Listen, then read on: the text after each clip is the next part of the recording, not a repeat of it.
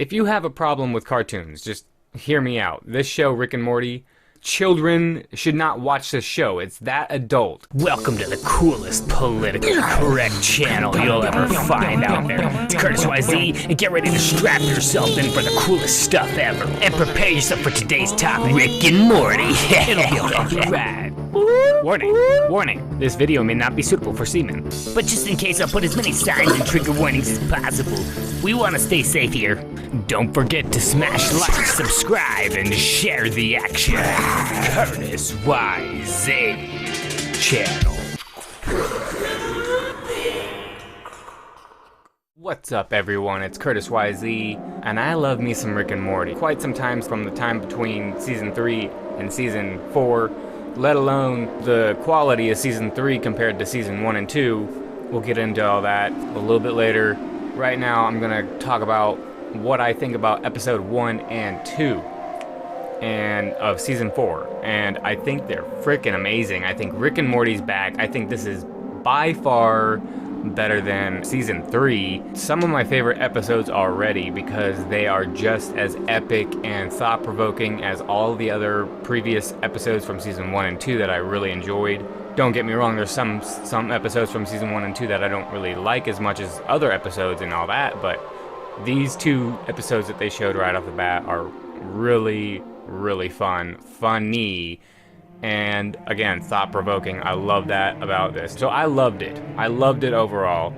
So if you don't know anything about Rick and Morty, and this is the first time you're hearing anything of it, here's a little bit of background information. It's like Star Wars meets Back to the Future. Rick and Morty is basically, Back to the Future characters, but created in their likeness for obvious reasons, because there's a lot of Back to the Future fans out there. It's considered one of the best movies ever. Meets Family Guy, meets South Park, meets tonally, it's like South Park in its humor when it comes to the exaggerated depth of the stakes. South Park always takes a silly concept and takes it like it's the most meaningful theme. That's what I'm talking about. They take ideas and they really dive into them. That's something they call cosmic horror. When it's beyond our scope of comprehension. The concept of cosmic horror, it is something I'd never heard of until I watched the show. It's obviously been around for a while. Cosmic horror, man, it's a trip. But let's just go over the definition. Cosmic horror, philosophy developed and used by American writer H.P. Lovecraft and is weird fiction. There's a nice definition for it on my phone, but apparently now they don't want to. Now it just tells me this. This is not a good description. Why are you not giving me the same result? Oh, the phone gives me different results. Okay, well, let's do it again on the phone then, since you're being sorry. Okay, so it's characterized as fear and awe we feel when confronted by phenomena beyond our comprehension, whose scope extends beyond the narrow field of human affairs and boast cosmic significance. Big words there, but basically it's saying it's like when you can't wrap your stupid little head around it because it's so beyond our scope of our brain power. Here's a good example. We live in a 3D world. You're watching a 2D screen. Well, what the heck is 4D? Rick and Morty actually explores a little bit of things like that. They do have an episode revolving around the fourth dimension. Ironically enough, they don't do anything with time travel. That was like the closest thing they got to in that episode, but no time travel really. They do have almost very similar things, but they do not mess with time. They mess with time, but they don't mess with time travel. It's interesting that the show is basically based off of a time travel show, but without any time travel.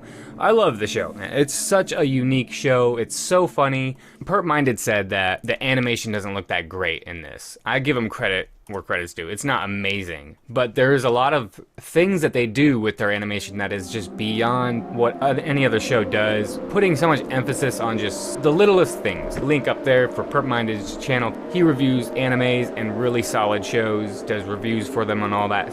Okay, so the show is like Star Wars. It's like Back to the Future. It's like South Park or Family Guy, and it's also like Terminator in a weird way. It's the closest thing I could think of because it is very sci-fi horror. The point is that the show is extremely gory and extremely mature. It's a very much adult show. And now if you have any problem with cartoons, I'm telling you, you're missing out, because this show, Rick and Morty, children should not watch this show. It's that adult, okay? And now the fact that it's cartoon, that's smart in this case, because They can do anything with it.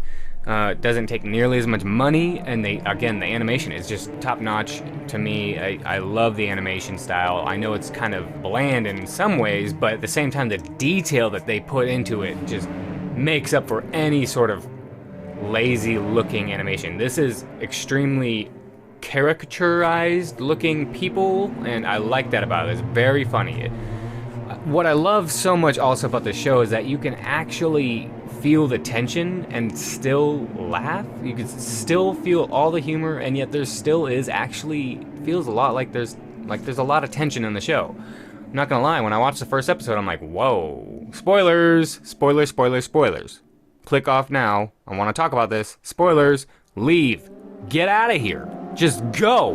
Okay, so when Rick died in the first episode, I knew better than to think, oh no, Rick's dead, obviously. But I was thinking, holy crap, this might change the whole dynamic of the whole show. In a good way, obviously. I was thinking, like, this might bring a whole nother thing. Like, whoa. I was kind of worried inside, like, what are they gonna do? Oh man, like, you know, that's that, because you don't know with Rick and Morty what they're gonna get, what they're gonna do. That's how off the rails it is. At the same time, you do know what you're gonna expect. You do know that it's gonna end somewhat similarly, so that it can do it all again next week and all that. But it is just such a great show. I laugh my ass off, and I'm just thinking and thinking and thinking, man. This show makes you think in the most fun ways ever, and it just, you can't help it. It was like, whoa, what the heck? I didn't think that, you know, could ever be a thing. You know, it's that kind of a show. It just totally subverts your expectations in great ways and shows you these possibilities in you know, we could be seeing this in film, but no, we're only seeing it in this show because this is the only show smart enough and has big enough balls to think that their audience is smart enough to be able to get these things. Now, there's a lot of jokes that just fly right over my head, but I'm telling you, no matter how many references I don't get, this show is so genius when it comes to its concepts. It's hard not to like this show. Like, no other show goes this big, this realistically, and this hilariously ever. I've never seen it ever been done. This is, to me, it's just one of the best shows ever to me. Because of that, it brings so much to the table for me. Now, how was I introduced to the show? Somebody showed me a whole bunch of clippings from the intergalactic cable on YouTube. I highly suggest that. If you just don't think you're interested in this show, all you gotta do to know if you are, watch interdimensional cable. Watch that. It's like 5 minutes. You're gonna 5 minutes of just random crap. Now, I thought that's what the whole show was about when I saw those clips. I went home, watched the show, because I was hanging out with friends. I fell in love with the show. At first, I was a little upset. I'm like, oh man, it's not like the clippings. The show is pretty funny. You know, the first episode didn't get me like laughing right off the bat, but by the time the second episode rolled around, I'm starting to laugh. And the first episode is funny. It's just, it was the first time introduced to it. It's phenomenal, okay? A phenomenal show. It's my favorite cartoon show by far. Very thought-provoking. It's very adult. It's very realistic. It just goes so big. They know what they're doing. Dan Harmon and Justin Roiland and a lot of the other creators that you hear, even voice actors in the show, they're incredible talent. I highly, highly suggest, if you have not seen the show, don't listen to what they say about the toxic fans. It's not true. There's toxic fans all over the place. They're right about one thing. The show is worth being toxic over. It is that good. Season 3, great season. Nowhere near as good as season 1 or 2, but it was still a good season for me. However, short, still good. But again, just nowhere near as good. It's about half as funny, basically. The reason I say that is because I thought it was a pretty good season. I thought it was just as good, pretty much, maybe a little less. Watching season 4, episode 1 and 2, I was just like, whoa, season 3 is nothing compared to just these 2 episodes are better than season 3, in my opinion. That's how funny these 2 episodes were. The second episode in particular, you know me, I love that dark tone. And this second episode had a nice, sad but happy, I love that. My final thoughts, that I haven't seen anybody talk about this yet. In episode 1, analysis time. You probably already know the lesson, the takeaway of the show is basically, you know, live in the moment and plan for the future. But did you catch the fascism in the show? Did you know what they were talking about there? I think I do. If you're listening closely to one of the jokes in the beginning, Rick and Morty are traveling to go get their death crystals. Rick's pissed off because the parents made him ask Morty to go on an adventure. And he's mad because he doesn't feel like he should need to ask. He deserves to be, he should be warranted. He's that important. That's his mindset. He's that egotistical. He's that prideful. So he's driving all pissed. Morty's like, Jesus, are you that mad? He's like, well, geez, let me think. If I asked you to jump off a bridge and your parents made me ask you to do it, you think that's okay? He's like, And then Rick's like, you seriously don't see that being a slippery slope? Now, later on in the episode, all we see is fascist universe that Rick goes to.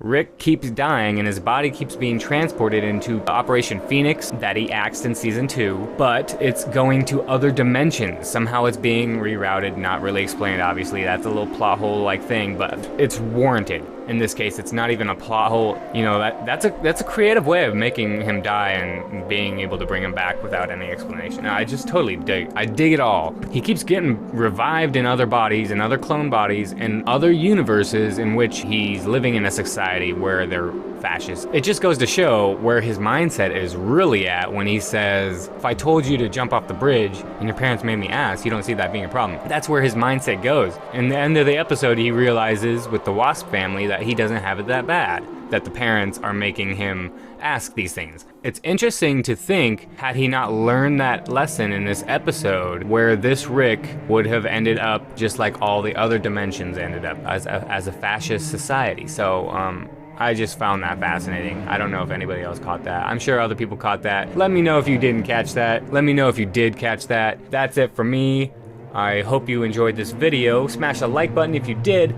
Then go right over here. Click that subscribe button and become a member of the Curtis YZ Subscribers Group of People Club. Thanks for watching, everyone. Take it easy.